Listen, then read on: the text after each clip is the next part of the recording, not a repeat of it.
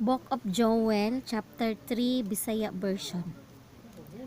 Ang paghatag sa Diyos sa iyang Espiritu Santo. Unya, ibubo ko ang akong espiritu sa tanang katawhan. Ang inyong mga anak nga lalaki ug babay magsangyaw sa akong mensahe. Ang mga tigulang ninyong magdamgo ug ang batan-o ninyong mga lalaki makakitag mga pananawon. Niadtong panahona ibubo ko ang akong espiritu bisan pa sa mga ulipon nga lalaki ug babaye. Pasidaan mahitungod sa adlaw sa Ginoo. Magpakita akog ilhanan sa langit ug sa yuta. May dugo, kalayo ug bagang aso. Mungit-ngit ang adlaw ug mupula ang bulan daw dugo sa hapit na may tabo ang kahibulungan ug makalilisa nga adlaw sa Ginoo. Apan maluwas ang tanan nga mosinggit sa Ginoo. Sumala sa giingon sa Ginoo. May makaikyas didto sa bukid sa Siyon ug ang ubang bahin sa Jerusalem. Uban ni adtong nahibiling buhi mao kadtong tinawag sa Ginoo. Hukman ang kanasuran. Nag-ingon ang Ginoo, ni adto niyang adlaw ako ibalik ang kabulahanan sa Jerusalem ug sa Juda. Tigumon ko ang kanasuran ug dadon ko sila sa walog sa Josaphat. Didto, hukman ko sila tungod sa gibuhat nila sa akong katawhan. Ipatibulaag nila ang mga Israelita ngadto sa lagyong kanasuran ug gibahin-bahin nila ang Israel, ang akong nasod. Nagripa sila kung kinsay magnag-iya sa mga binihag. Gipamaligya nila ingon ang mga ulipon, ang mga batanong lalaki ug babaye, aron ilang ibayad sa daotang mga babaye ug mga bino.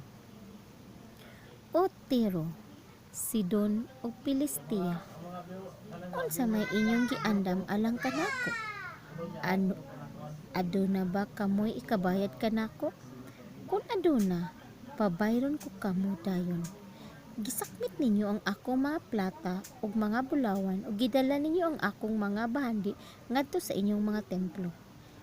Gipamihag ninyo ang katawhan sa Juda ug sa Jerusalem ngadto sa lagyong mga nasod ug gipamaligya ninyo sila ngadto sa mga Griego.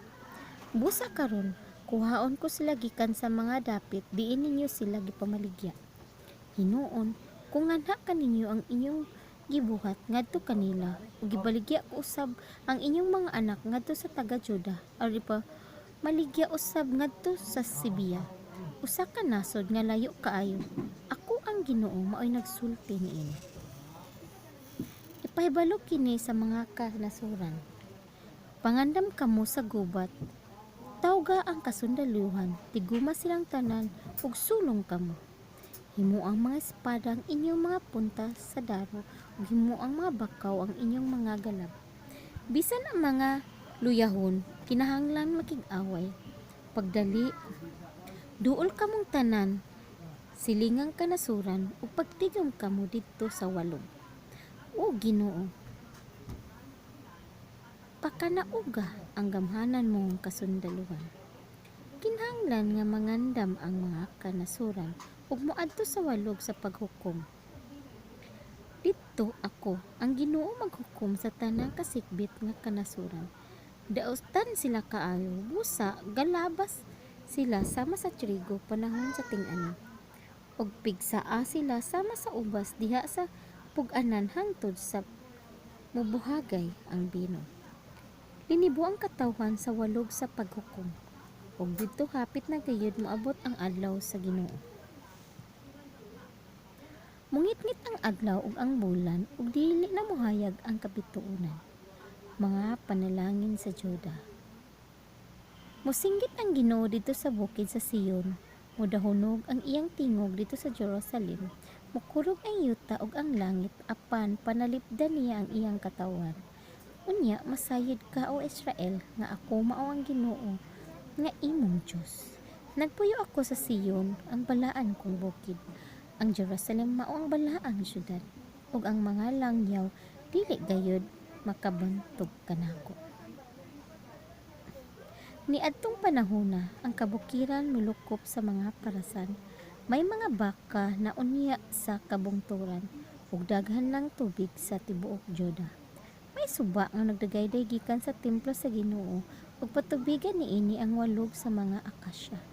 Mahimong kamingawan ang Ehipto, ingon man ang Idomia. Kay gisulong man nila ang yuta sa Juda ug gipamatay ang mga tawong inosente. Ako manimalos alang kanila o sulutan ko gayud ang sad-an. May magpuyo unya sa Juda o sa Jerusalem hangtod sa kahanturan ug magpuyo na ang Ginoo didto sa bukid sa Sion. Ang pulong sa Ginoo. Salamat sa Dios.